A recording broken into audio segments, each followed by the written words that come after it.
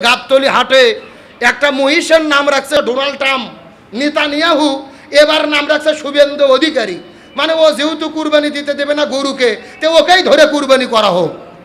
আমাদের পার্শ্ববর্তী ভারতে সেই বিজেপির সরকার পশ্চিমবাংলায় ক্ষমতায় আসার পরে গরু জবে করা তারা নিষিদ্ধ করেছে, গরু কুরবানি করা নিষিদ্ধ করেছে। তারা গরুকে কুরবানি করতে দেবে না, আইন পাশ করে তারা ঘোষণা দিয়েছে।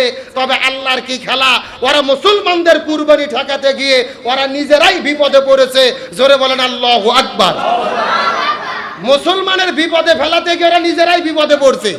তার কারণ ওরা বলছে যে গরু জবে করা যাবে না। এখন গরু হাজার হাজার গরু পালছে হিন্দুরাই, ওরা সারা বছর গরু লালন পালন করে ঈদের আগে আমাদের বিক্রি করে, মুসলমানেরা ক্রয় করে কুরবানি দেয়। যেই আইন করছে গরু কুরবানি হবে না, মুসলমানরা বন্ধ করছে গরু কেনা। এখন হিন্দুদের গরু বিক্রি হচ্ছে না, ওরা হাতের মধ্যে বিষের বোতল নিয়ে মিছিল করতেছে, হাতের মধ্যে গলার দড়ি দেওয়ার দড়ি নিয়ে মিছিল করতেছে যে শুভেন্দু অধিকারী আর নরেন্দ্র মোদী হয় ক্ষমতা ছাড়ো, না হলে গরু বিক্রি করতে দাও, না হলে আমরা গলার দড়ি দিয়ে বিষ খেয়ে মারা যাবো। আল্লাহু আকবার বলবেন না? আল্লাহর কোরআন বলছে ওয়া মাকারু ওয়া মাকার আল্লাহ আল্লাহু খায়রুল মাকিরিন। ওরাও ষড়যন্ত্র করে, আল্লাহও কৌশল অবলম্বন করে। কার কৌশল বিজয় হয়? আল্লাহ বলছেন ইয়াকিদুনা কায়দা ওয়া আকিদু কায়দা। তারাও কিছু কায়দা কৌশল করে, আল্লাহরও কিছু কায়দা কৌশল। আর আমাদের বাংলাদেশে একটা কথা আছে ভাই, অন্যের জন্য গর্ত খুললে সেই গর্তে নিজেদের পড়তে। আমরা ভারতের মুসলমানদের অনুরোধ করে বলি, 5টা বছর তোমরা কোনো গরু ক্রয় করবে না। হিন্দুদের কাছ থেকে গরু কিনা বন্ধ করে দাও, গরু ক্রয় করা বন্ধ করো। আমাদের যাদের ওপরে কুরবানি ওয়াজিব হয়েছে, গরু দেই যে কুরবানি দেওয়া লাগবে, কোরআন হাদিসে এমন কথা লেখা নাই। ছাগল দিয়ে কুরবানি দাও, ভেড়া দিয়ে কুরবানি দাও, উট দুম্বা দিয়ে কুরবানি দাও। আমরা গরু কিনবো না, গরু ওদের গো মাতা হয়, ওদের দেবতা হয়, ওদের গরু ওদের কাছেই থাকে। আমরা 2 বছর যদি গরু না কিনি, ওই হিন্দুরাই রাজপথে নামে আন্দোলন করে ওই শুভেন্দু অধিকারী আর নরেন্দ্র মোদী ওদের ধুতি ধরে টেনে ক্ষমতার থেকে নামাবে। এ কথা বল না, কার ফয়সালা? এই জন্য বাড়া ভালো, বেশি বাড়া ভালো না। শুভেন্দু অধিকারী বলছে গরু জবে করো না, গো মাতা খাওয়া হারাম। অথচ ও নিজেই 3 বাটির গরুর গোস্ত একবারে বসে থেকে খাইছে। ভিডিও সোশ্যাল মিডিয়াতে ভাইরাল। শুভেন্দু অধিকারীর বন্ধু বলতেছে শুভেন্দু অধিকারী 1 বাটি নয়, 2 বাটি নয়, 3 বাটি গরুর গোস্ত ওই পশ্চিম মেদিনীপুরের শাহাবুদ্দিনের বাসায় আমার চোখের সামনে বসে থেকে খাইছে। এমনকি টেবিল বাটি ভরে নিয়ে বাড়িতে যেয়ে রাতের বেলাও খাইছে। ওই বাটপার নিজে খাই 3 বাটি করে গরুর গোস্ত, আর মুসলমানদের বলতেছে গো মাতা ওটা আমাদের দেবতা, খাওয়া যাবে না। এর মতো সিটের বাটপার পৃথিবীতে নাই রে। কথা কন না গা? কি বলতেছে গো মাতা, আবার বলতেছে 14 বছর বয়স হলে তখন গরু জবে করে গোস্ত খাওয়া যাবে। আচ্ছা, যেই গরু এদের মাতা হয়, দেবতা হয়, 14 বছর পরে কি ওই দেবতা শেষ হয়ে যায়? কে রে? আমাদের বাংলাদেশের নিয়ম হলো মাও যারা, বাবা যারা বয়স বেশি হলে এদের আরো খেদমত বেশি করা লাগে। আর ওই বাটপাররা 14 বছর ওকে পুজো করবে আর 14 বছর করে গরু জবে করে খাবে। এদের মতো বাটপার দুনিয়াতে নাই। কথা বলেন, জনগণকে ভুল বোঝানো যাবে না। এইরকম কথা বলো না। কেমন মাও? মায়ের পা হলো 4টে, লে আছে একটা, শিং 2টে। আর মায়ের সন্তান হলো শুভেন্দু, ওর 2 পাও, লেজও নাই, শিংও নেই। কে রে? মা আর সন্তান এক ঘর কথা না? তাহলে মাও আলাদা, সন্তান আলাদা, লেজও নাই, শিংও নাই। সুতরাং পরিষ্কার করে বলি, তোমরা তোমাদের ধর্ম পালন করো, আমরা কুটুক্তি করতে চাই না, তবে আমাদেরকে আমাদের ধর্ম পালন করতে দিতে হবে। আল্লাহর কোরআন বলছে লাকুম দীনুকুম ওয়ালিয়া দিন, যার ধর্ম সে পালন করবে। আজকে ভারতে মাইকে মসজিদ আজান দিতে দিচ্ছে না, বলতেছে মাইকে আজান চলবে না। আমরা বলতে চাই আজান যদি বন্ধ হয়, তোমাদের পূজোর গানও বন্ধ করতে হবে। তোমরা হরে কৃষ্ণ হরের নাম বলবা, আর আমাদের আজান হলে তোমাদের কানর ঢোকে। এগুলো বাটপারি। তোমরা যত ষড়যন্ত্র করো, 400 বছর মুসলমানেরা ভারত উপমহাদেশ শাসন করেছে। সুতরাং রাসূল হাদিসে বলে কিয়ামতের আগে গাজওয়াতুল হিন্দ হবে। ইমানদারদেরকে প্রস্তুতি নিতে হবে জালেমের মোকাবেলা করতে। রাজি আছো মুসলমান? কারা কারা রাজি? দুটো হাত আল্লাহকে তুলে দেখায় দাও। লিল্লাহি তাকবীর। আমাদেরকে ইমানের বলে বলিয়ান হয়েই থাকতে হবে। ইমান ছাড়া দুনিয়াতে থাকা যাবে। ওরা বলতেছে গরু গোস্ত খায় না, নিজেরাই খাচ্ছে।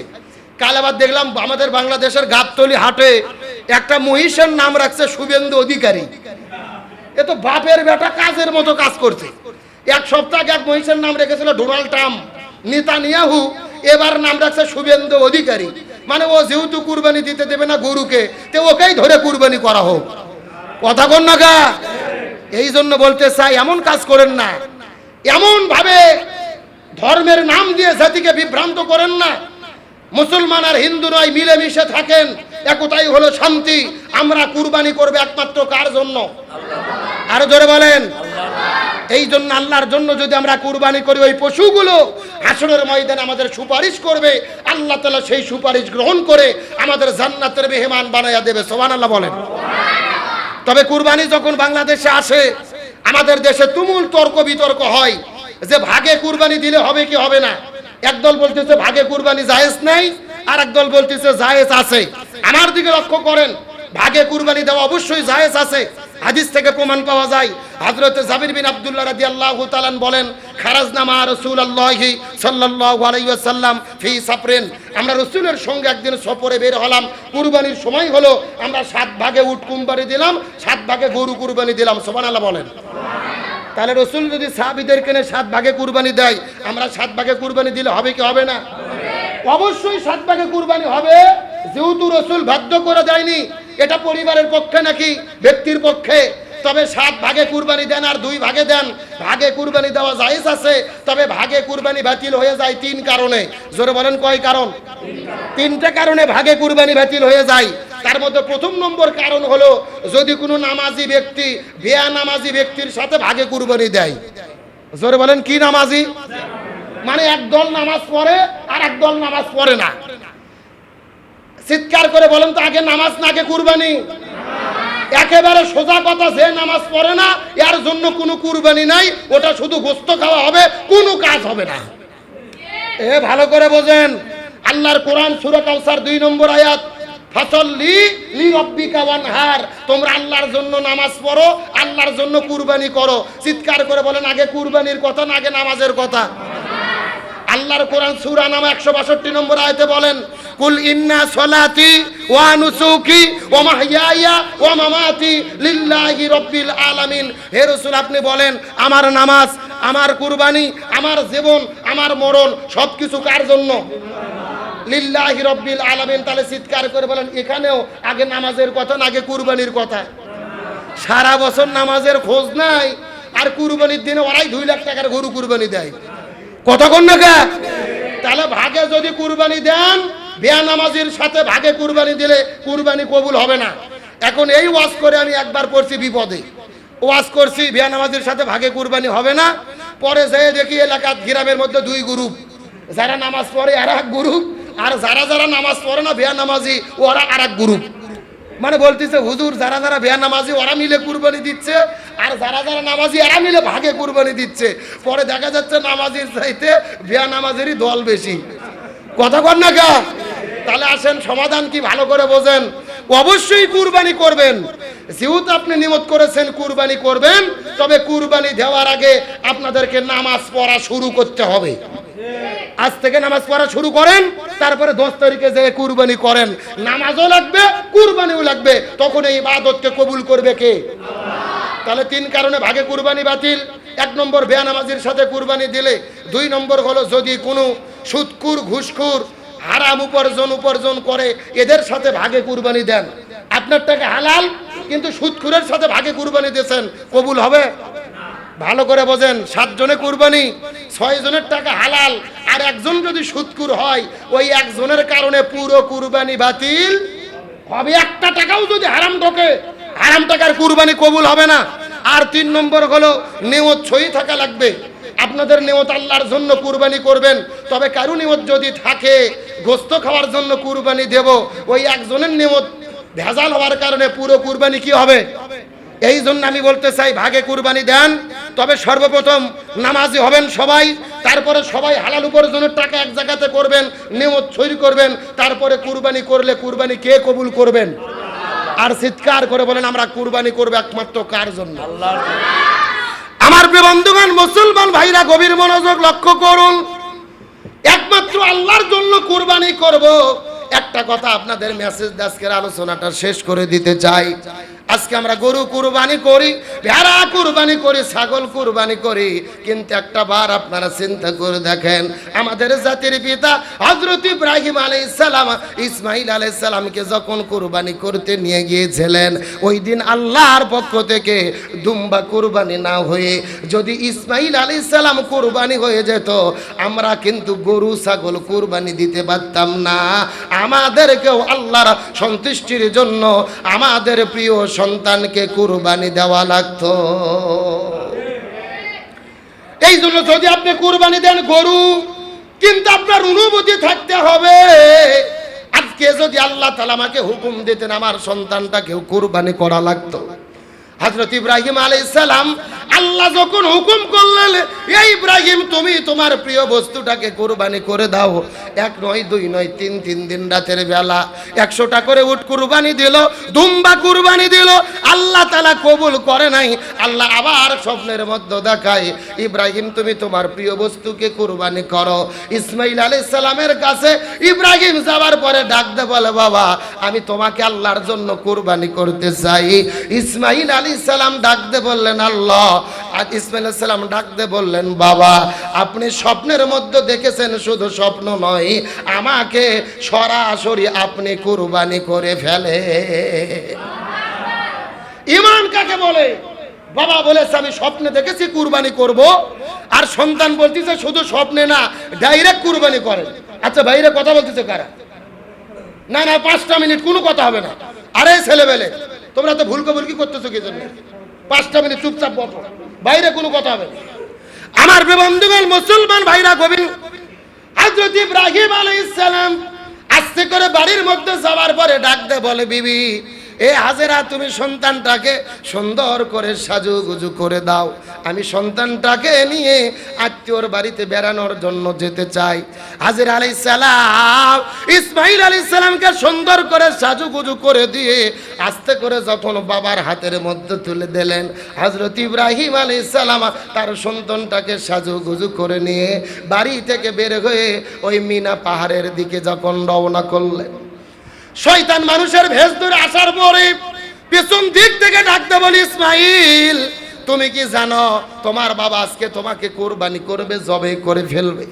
ইসমাঈল আলাইহিস সালাম ডাকতে বলেন, কোন বাবা কি তার সন্তানটাকে জবে করতে পারে নাকি? শয়তান ডাকতে বলে, ইসমাঈল রে আল্লাহ তাআলা হুকুম করেছে, আল্লাহর হুকুমে তোমার বাবা তোমাকে কুরবানি করতে চায়। এই কথা শোনার পরে ইসমাঈল আলাইহিস সালাম ডাকতে বলে, শয়তানের বাচ্চা ভালোভাবে তুমি জেনে নাও, আল্লাহ যদি হুকুম করে আল্লাহর জন্য একবার নয়, আমি ইসমাঈল আল্লাহর জন্য হাজারো বার কুরবানি হতে চায়। শয়তান ইসমাঈল আলাইহিস সালামকে কুমন্ত্রণা দিতে পারলেন না। ওই জায়গার মধ্যে ইসমাঈল আলাইহিস সালাম তার গালের মধ্যে একটা ঢিল নিক্ষেপ করলেন। ওই পাথর খাওয়ার পরে শয়তান চলে গেলেন ইসমাঈল আলাইহিস সালামের মায়ের কাছে। হাজির আলাইহিস সালামের কাছে যাওয়ার পরে ডাকতে বলে, মা তুমি তোমার আদরের সন্তানটাকে কেন তোমার জাল্লাদ স্বামীর হাতের মধ্যে উঠাইয়া দিলা? তোমার স্বামী তোমার সন্তানটাকে জবে করে দুনিয়া থেকে বিদায় করে দেবে। হাজির আলাইহিস সালাম ডাকতে বলে, কখনোই সম্ভব নয়, কোন বাবা তার সন্তানটাকে জবে করতে পারে না। শয়তান ডাকতে বলে, হাজির আরে তোমার সন্তানটাকে এই দুনিয়া থেকে জবে করে কুরবানি করা হবে, তার কারণ আল্লাহ তাআলা হুকুম করেছে। হাজির আলাইহিস সালাম ডাকতে বলে, শয়তান রে আল্লাহ যদি হুকুম করে আমার সন্তান শুধু একবার নয়, আল্লাহ যদি আমাকে 100টা সন্তান দান করে, আমি আল্লাহর জন্য আমার সন্তানটাকে কুরবানি করতে চাই। সন্তান বলতেছে আমি আল্লাহর জন্য 1000 বার কুরবানি হব, মা বলতেছে আমার হাজারো সন্তানকে আল্লাহর জন্য কুরবানি করব। ইমানের কি বলিয়ান, ইমানের কি শক্তি ছিল বোঝার চেষ্টা করেন। মাও সন্তানটাকে পাথর নিক্ষেপ করলেন, ওখান থেকেও শয়তান চলে গেল। ইসমাঈল আলাইহিস সালাম এবং তার বাবা মিলে শয়তানকে পাথর নিক্ষেপ করলেন। এই যে পাথর নিক্ষেপের দৃশ্য আল্লাহর কাছে এত বেশি ভালো লেগেছে, ওই দৃশ্যটা আল্লাহ তাআলা এখন পর্যন্ত রেখে দিয়েছে। তামাম পৃথিবীর ভেতরে হাজার হাজার মানুষেরা হজ করতে যায়, হজ করতে যাওয়ার পরে আজকেও শয়তানকে পাথর নিক্ষেপ করে কি করে না? এ মুসলমান ভাইরা, শেষ কথাটা বোঝার চেষ্টা করবেন। হযরত ইসমাঈলকে নিয়ে যখন বাবা আমিনা পাহাড়ের মধ্যে চলে গেলেন, ইব্রাহিম আলাইহিস সালাম ডাকতে বলে, এ সন্তান ইসমাঈল, আমি আল্লাহর জন্য তোমাকে কুরবানি করতে চাই। ইসমাঈল আলাইহিস সালাম ডাকতে বলে, বাবা আপনি আমাকে কুরবানি করবেন, আমার কোনো আপত্তি নাই, কিন্তু আপনার কাছে তিনটে ওসিয়ত করতে চাই। প্রথম নম্বর ওসিয়ত হলো, আপনি যখন আমাকে কুরবানি করবেন বাবা, আপনি আমাকে সিধ করে শোয়াই দেবেন, আমার মুখটা উপর করে বালিতে ঢেকে দেবেন। তার কারণ হলো, আমার চেহারাটা যদি উপর দিকে থাকে আর আপনার চেহারার সঙ্গে যদি আমার চেহারা মিলে যায়, আপনার চোখ যখন আমার চোখে পড়বে আপনি হয়তো আমাকে কুরবানি করতে পারবেন না বাবা। এই জন্য আমাকে উপর দিকে করে শোয়াই দিয়ে আমাকে কুরবানি করবেন। দুই নম্বর আপনার কাছে ওসিয়ত হলো, আমার মার তো দুনিয়ার মধ্যে আর কোনো সন্তান নাই, এই মরুভূমির ভেতরে আমি ছাড়া মার সঙ্গে আর কেউ থাকতে পারে না বাবা। আমাকে কুরবানি করার পরে আমার রক্ত মাখা জামাটা নিয়ে আপনি মায়ের কাছে দিয়ে দেবেন, মা কাপড়টা নিয়ে আল্লাহর কাছে আপনার সান্ত্বনা পেয়ে থাকবে। আর তিন নাম্বার চাওয়া হলো, আমার হাত পাগুলোকে সুন্দর করে আপনি বেঁধে নেবেন।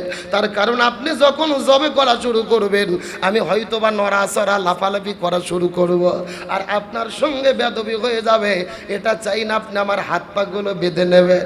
এই কথা বলার পরে হযরত ইব্রাহিম আলাইহিস সালাম হাত পাগুলো সুন্দর করে বেঁধে নেওয়ার পরে ইসমাঈল আলাইহিস সালামকে যখন কুরবানি করা শুরু করে দিবেন রে, ইসমাঈল আলাইহিস সালাম ডাক দিয়ে বলেন, বাবা আর একটা বার আপনার কাছে ওসিয়ত করতে চাই বাবা, আমি ভুল বলেছি বাবা, আমার হাতকে আপনি বেঁধে রাখবেন না, আমার হাতগুলো আপনি খুলে দেন।